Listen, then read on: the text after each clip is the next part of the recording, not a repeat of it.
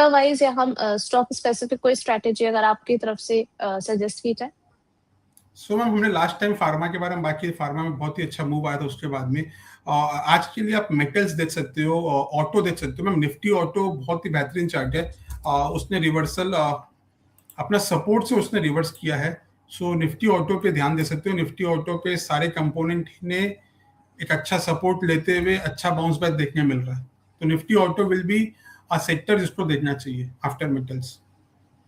Nifty auto को आप देख करके चल सकते हैं। सर कोई स्पेसिफिक स्टॉक्स जो आपको यहाँ पर अच्छे लगते हो या आपके रिकमेंडेशन में हो? सो मैम महिंद्रा महिंद्रा बहुत अच्छा था। Bharat Forge is very good. So Mahindra Mahindra में ऑलरेडी अच्छा मूव आई है। भारत फोर्ज एक और स्टॉक है जो बहुत ही अच्छा लग रहा है, जो चलना चाहिए।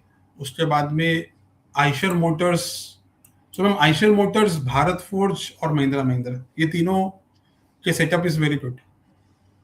चलिए, तो यहाँ पर ऑटो सेक्टर पर आपको फोकस करके चलने की सलाह दी गई है। साथ ही साथ आपको सजेस्ट कुछ किए गए हैं कुछ स्टॉक्स, तो अगर आपकी ऑलरेडी वहां पर पोजीशन है तो आप इस सलाह को कंसीडर करके चल सकते हैं।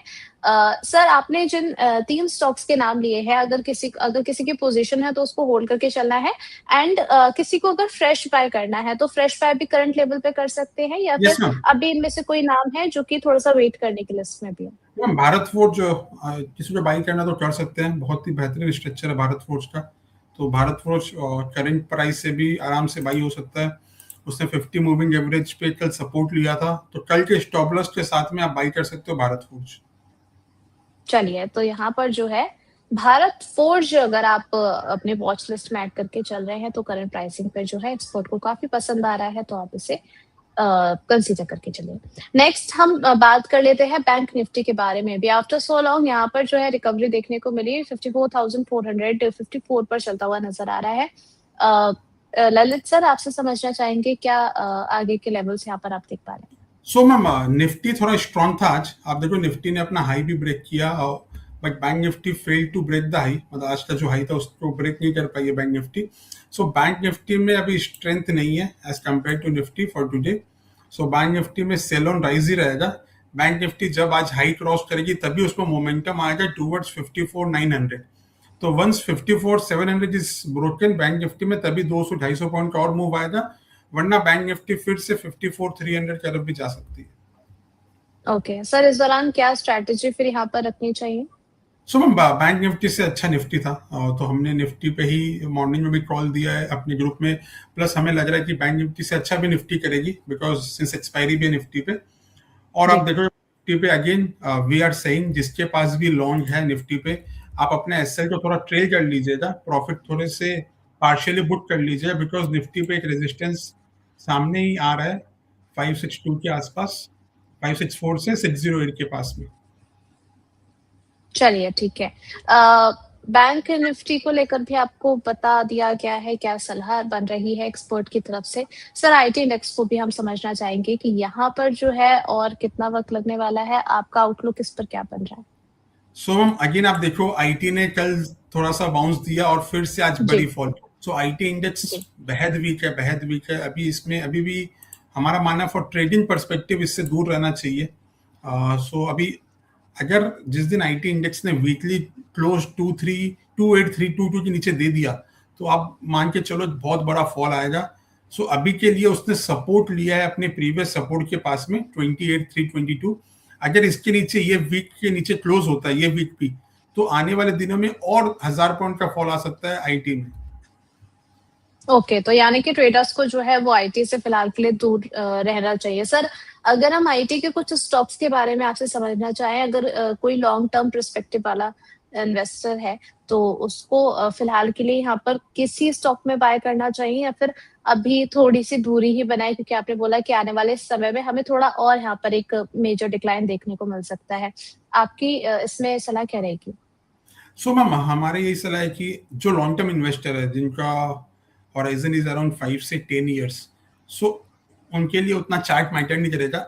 आपसे रिक्वेस्ट है, आप अपने अगर आपको 100 रुपये लगाना तो अभी 5 रुपये लगाओ, फिर हर फॉल में ऐसे वीकली एसआईपी कीजिए 5-5 रुपए करके, वो भी आईटी बीज में कीजिए। पर्टिकुलर कंपनी नहीं करके पूरे आईटी इंडेक्स में पैसे लगाइए, बिकॉज वैल्यूएशन वाइज बहुत सस्ते हो गए हैं। सो वही मानना है कि आप नॉट इन्वेस्ट 100 रुपीज, 5-5 रुपए करके हर वीकली SIP कीजिए, सो दैट आपका एवरेज भी अच्छा हो जाए और आने वाले 5-6 साल बाद आपको अच्छा पैसा मिलेगा। चलिए ठीक है, तो ये सलाह ओवरऑल आईटी को लेकर के आपको दी गई है। अब सर यहाँ पर हमारे कई दर्शकों के क्वेश्चन आ चुके हैं, उन पर चाहेंगे कि आप जरा गाइडेंस दीजिए कि क्या करना चाहिए इनको। विनीता गुप्ता जी हमारी प्राइम दर्शक है, कह रही है कि टाटा टेक और SW सोलार एग्जिट करें या फिर होल्ड करने की आपकी सलाह है, और अगर एग्जिट करना है तो बेस्ट लेवल क्या होंगे सर नियर टर्म में? सो मैम टाटा टेक तो ऑलरेडी बहुत ज्यादा नीचे आई है, सो इसमें जब भी बाउंस बैक आए तभी एग्जिट करना। अभी तो एग्जिट करके कोई मतलब नहीं बनता, बिकॉज ऑलरेडी वो अपने लाइफ टाइम हाई से बहुत नीचे चल रहा है। और SW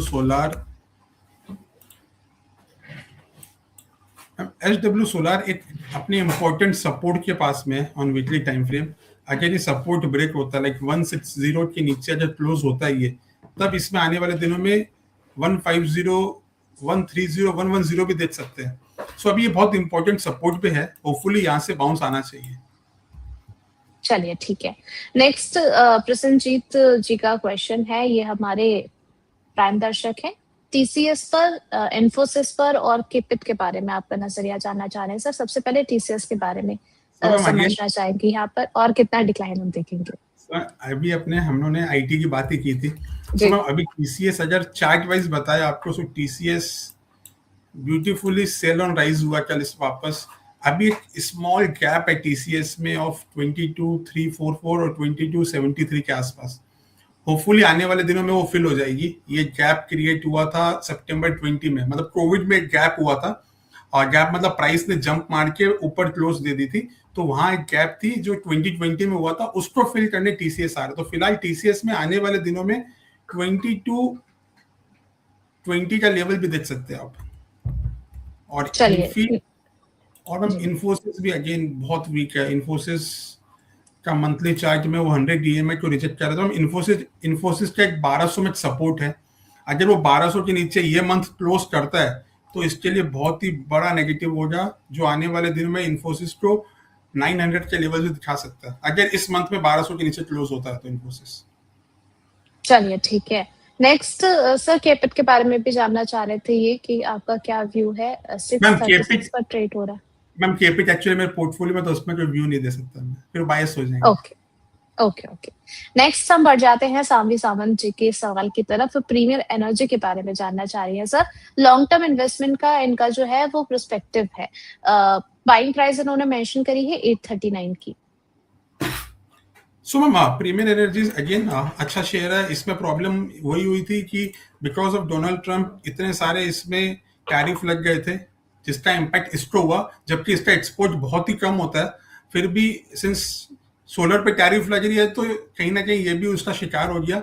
सो आने वाले दिनों में जैसे ही इसमें 830 के ऊपर वीकली क्लोज आएगा, 830 के ऊपर, ये आने वाले दिन में 900 एंड 1000 लेवल्स भी दिखा सकता है। चलिए ठीक है।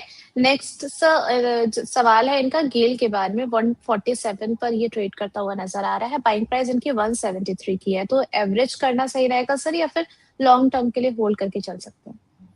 सो मैम अगेन गेल एक अपने इंपॉर्टेंट मूविंग एवरेज, जो आज से 5 साल हो गए वो मूविंग एवरेज उसने ब्रेक नहीं किया on weekly basis, 50 moving average उसके आसपास ही चल रहा है अभी। तो अगर ये 145 के नीचे क्लोज होता है ये वीक, तब आपको बहुत ही खराब हो जाएगा। गेल में आने वाले दिनों में बहुत बड़ी गिरावट आ सकती है अगर ये 145 के नीचे क्लोज होता है। 145 का लेवल यानी कि काफी इंपॉर्टेंट है यहाँ पर गेल के अंदर, तो आप इसमें कंसीडर करके बिल्कुल चलिए। नेक्स्ट हम बात कर लेते हैं E2E नेटवर्क के बारे में सर। 2236 पर ट्रेड करता हुआ नजर आ रहा है। इन्होंने खरीदारी यहाँ पर करी थी 2728 में, तो एवरेज करना सही रहेगा सर, या फिर होल्ड करके चले? सो मैम आपके दर्शक को मैं ये बोलना चाहूंगा, जब 2700 में आपने खरीदा, उसके बाद में प्राइस शायद 5000 गया, तो लगता है इन्होंने अभी हाल ही में परचेज किया इसको। तो अभी मैम स्टॉक में बहुत ही अच्छा सपोर्ट है 1700 के आसपास, और फिलहाल स्टॉक में कोई ट्रेडिंग में और या इन्वेस्टिंग की सलाह नहीं है, अभी ये साइडवेज चल रहा है।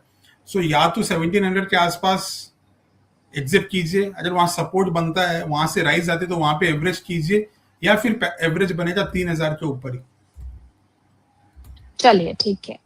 माला सिन्हा जी, ये हमारी प्राइम दर्शक है, कह रही है कि आपका नजरिया सर जानना चाह रही है बेलराइज के बारे में कि होल्ड करें या फिर सेल करें। इनको अभी 1% का गेन है इसमें।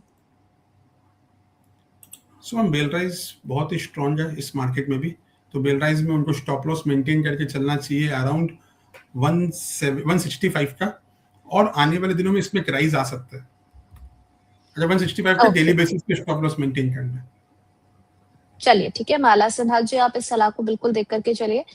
इनका एक और सवाल है सर, अंबर एंटरप्राइजेस पर और तेजस नेटवर्क पर क्या फ्रेश इन्वेस्टमेंट किया जा सकता है? अंबर एंटरप्राइज मैम, उसमें बहुत सारी न्यूज आ रही है एक्चुअली। अभी अभी अब जो गैस की इश्यूज है उसमें इस सिंस ये मैन्युफैक्चरिंग ऑफ ईएमएस की काम कर रही है, एसी का मेन मैन्युफैक्चरिंग इनका काम है। तो मैम आने वाले दिनों में अंबर में एक अच्छा खासा राइज भी आ सकता है अगर यहाँ पे थोड़ा सा वेदर ज्यादा गर्मी रही तो। सो मैम अभी फ्रेश इन्वेस्टमेंट अगर करना है तो उनको स्टॉप लॉस मेंटेन करना पड़ेगा 6300 का। अभी प्राइस चल रहा है 6624, तो 6300 का क्लोजिंग बेसिस पे एसएल मेंटेन करके आप रखिए, और आने वाले दिनों में ये 7000 एंड 7500 भी दिखा सकता है विथ स्टॉप लॉस। चलिए ठीक है सर, नेक्स्ट इनका सवाल था तेजस नेटवर्क पर क्या करना चाहिए सर? मैम तेजस फ्रेश एंट्री की नेटवर्क जा में सकती है? मैम 3-4 दिन पहले लास्ट वीक ऑफ फरवरी में इसमें बहुत बड़ी वॉल्यूम आई थी, किसी ने बड़ा बाई किया होगा। तो मैम अभी फ्रेश खरीदारी तो 530 के ऊपर ही बनती है, उसके ऊपर फ्रेश खरीदारी नहीं बनती है। अभी ये साइडवेज चल रहा है, आने वाले दिनों में एक बड़ा मूव दिख सकता है आपको टूवर्ड्स 585 लेवल्स, और स्टॉप लॉस मेंटेन करना है इनको 400 का। चलिए ठीक है, नेक्स्ट हम बात कर लेते हैं यहाँ पर अविनाश जी का सवाल है, ये भी हमारे प्राइम मेंबर है। क्लैन एग्रो में आपकी राय जानना चाह रहे हैं sir.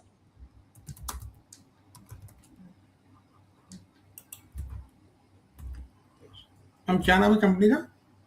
Clan agro, CLAN, clan AGR।